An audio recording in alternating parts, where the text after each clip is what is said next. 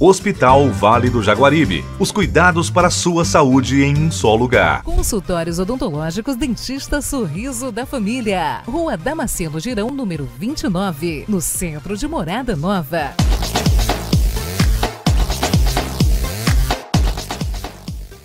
No Expressão Feminina de hoje, a gente vai falar sobre saúde. E o nosso corpo é muito amplo, né? Existem vários fatores para a gente cuidar. Hoje a gente vai falar sobre a saúde do nosso olho. E a gente vai conversar com o oftalmologista Dr. Júnior Rego para saber quais os cuidados primordiais que a gente tem que ter com o nosso olho.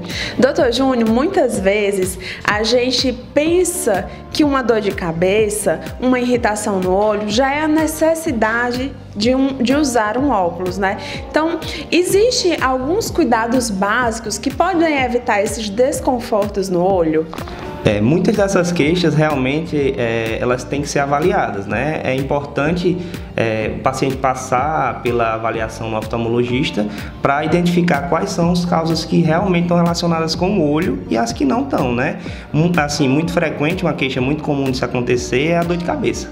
Dor de cabeça muitas vezes o pessoal relaciona com o olho, né? Ah, não estou enxergando bem, provavelmente não estando usando óculos, isso aqui está me prejudicando, está me gerando uma dor de cabeça. Pode ser? Pode. Muitas vezes não é, né? Mas assim, só quem vai poder diferenciar isso vai ser realmente o oftalmologista, né? Você vai para a consulta, né? E vai, a partir daí, ver se realmente você precisa de óculos, se esse óculos vai ser um óculos que vai influenciar para gerar uma dor de cabeça, caso você não use, por exemplo, né? E, assim, queixas como prurido, e olho vermelho são queixas que realmente tem N diagnósticos, né? Você vai ter um leque de opções aí para pensar em um olho que coça ou um olho que fica vermelho, né? Tanto alterações da retina, alterações como uveites, que são infecções do olho, como alterações como conjuntivites da parte externa do seu olho, né? É um paciente alérgico que coça o olho, que pode gerar inclusive outras alterações no olho, né? Então, tudo isso aí o oftalmologista consegue avaliar. A gente não está pensando na parte de óculos, tá entendendo? Você não vem para a consulta para você fazer um óculos, você vem para avaliar seu olho. Isso tem que ser bem descrito para todo mundo, que assim, a gente está interessado na saúde do seu olho. Então, eu estou para procurar ou descartar alguma doença que possa haver no seu olho. E o óculos é uma consequência. Se você vai precisar ou se você não vai precisar do óculos, né? Isso aí é apenas um detalhe da consulta. Doutor Júnior, aqui no Expressão Feminina a gente fala muito sobre saúde, às vezes conversas um pouco mais técnicas, mas eu acho muito importante também a gente trazer para a nossa realidade, né, do nosso dia a dia. E eu acho que hoje uma grande problemática existente é a automedicação. Às vezes a gente identifica o olho mais vermelho e vai no Google, faz aquela pesquisa, já acha que é o olho seco, que não tem lubrificação, ou então tem um colírio em casa e já faz a sua automedicação. Isso é errado, não é? Quais os danos que podem trazer para a visão? Engraçado você falar isso. É aquele paciente que chega: doutor, deu uma dor no meu olho, deu uma coceira no meu olho ficou vermelho, minha mãe fez uma cirurgia de catarata, tinha um colírio lá em casa, peguei o colírio, botei no meu olho. Então, assim, a gente costuma ver, inclusive, ou prescrições incorretas, né? Ou às vezes o olho, que é uma parte muito específica, né, do corpo humano, ele não necessariamente vai ser avaliado da mesma forma por todo mundo, né? Então, ou o paciente não entende e começa a usar um colírio, ou às vezes está usando um colírio por uma indicação errada, né? E isso pode trazer prejuízo para o olho. Vou citar um exemplo: o paciente que, por exemplo, está com uma úlcera no olho e, por exemplo, usa um corticoide inadequadamente, ele pode chegar a perder a visão, caso isso, porque o corticoide, que é uma das medicações mais vendidas em colírio, o pessoal acha que, inclusive, às vezes, estou usando só um corticoide, como se fosse um lubrificante.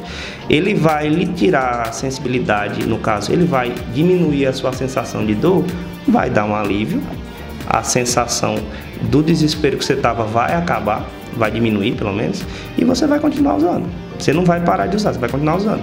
Só que o olho vai piorando, né? Então, várias situações você vai ter, não só o corticoide, mas vários outros tipos de colírio, você vai ter atraso na sua avaliação pelo oftalmologista, porque ele vai estar lhe dando uma sensação de conforto que você não estava tendo e você vai deixar de procurar o oftalmologista. Então, o ideal é o quê?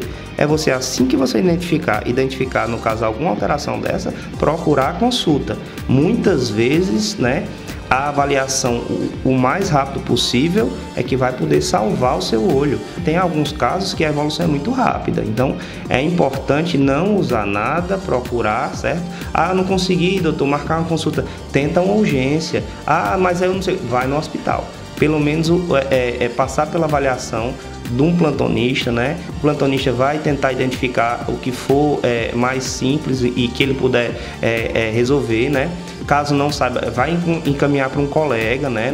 Não tem problema, todo mundo está habilitado para ver alguma coisa do olho, mas o olho, como eu falei, é uma coisa muito específica. A gente precisa, inclusive, de aparelhagem específica para isso.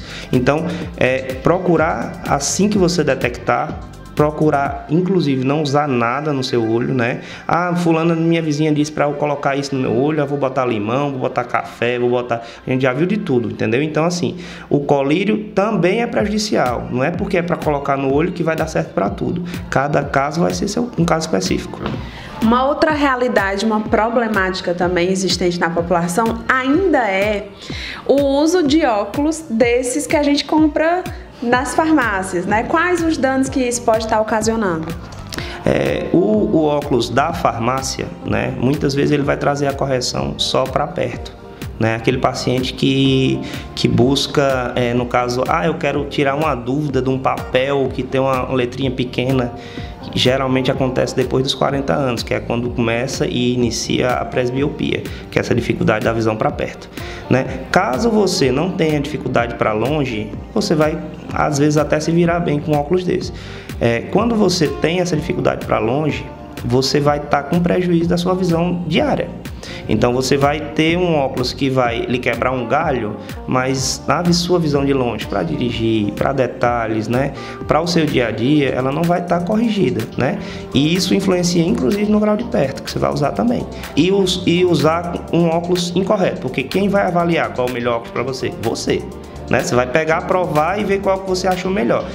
Isso pode levar a um uso da sua musculatura do olho incorretamente, né? Se você está com um grau a mais ou grau a menos, você vai forçar ou relaxar essa musculatura de forma incorreta.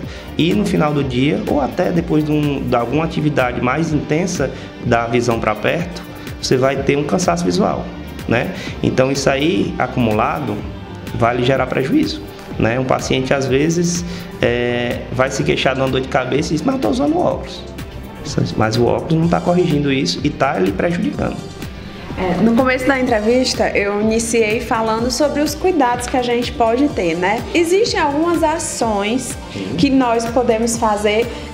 Não tem um registro de dor de cabeça, não tem um registro de vista cansada, mas em ações que pensam na prevenção de uma possível doença oftalmológica. Então, e tem ações que a gente possa fazer para prevenir o problema na visão? Assim, da parte preventiva, o que a gente geralmente prega, o que a gente preconiza, o que a gente quer do paciente é assim, que a mãe e o pai tragam seu filho para uma consulta mais cedo, né? Uma consulta realizada até 7 anos de idade, ela pode lhe trazer um benefício que a partir daí não vai mais trazer, certo? O ideal é essa avaliação bem antes disso, certo? Bem mais cedo.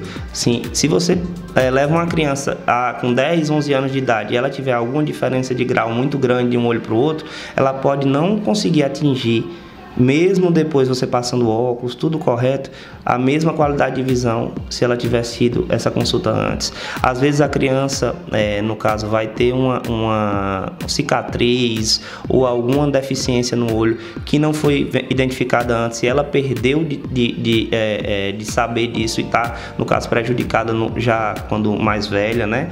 Às vezes o paciente, quando inclusive casos mais graves, tipo o teste do olhinho, você identifica tumorações, alterações, né? Tipo retinoblastoma, que é um caso gravíssimo, né?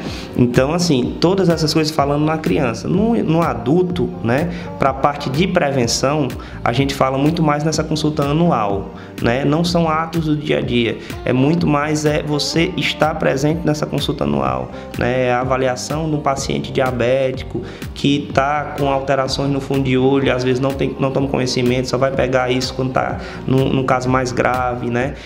É a avaliação no paciente com ceratocone, que às vezes, muitas vezes passou anos e anos só usando óculos, notou que a visão está piorando, foi passar outro óculos. Então, isso daí a gente só consegue identificar numa consulta detalhada, não só pensando, como eu falei, em fazer um óculos, né? Você tem que prestar atenção nesses detalhes, né? Você vai estar cuidando da visão da pessoa. Não é sempre que um óculos ou um colírio vai resolver, entendeu? E assim, as medidas preventivas do olho, a gente tem muito mais assim em pacientes que têm queixas mais simples, tipo olho seco, não simples, porque olho seco pode ser grave, inclusive, mas em queixas mais tipo prurido, tipo olho seco, né? São as alterações. Aí seria uma lubrificação, mas o ideal, como eu falei, que sempre tenha o aval, né? Que sempre tenha a indicação de um oftalmologista. Você usar o colírio, por mais que seja um lubrificante, por conta própria, pode em algum momento lhe trazer algum prejuízo. Bom, doutor Júnior, muito obrigada pela atenção, pelas informações esclarecedoras, e a gente vai estar sempre por aqui tirando dúvidas, trazendo informação para o bem-estar e a sua saúde.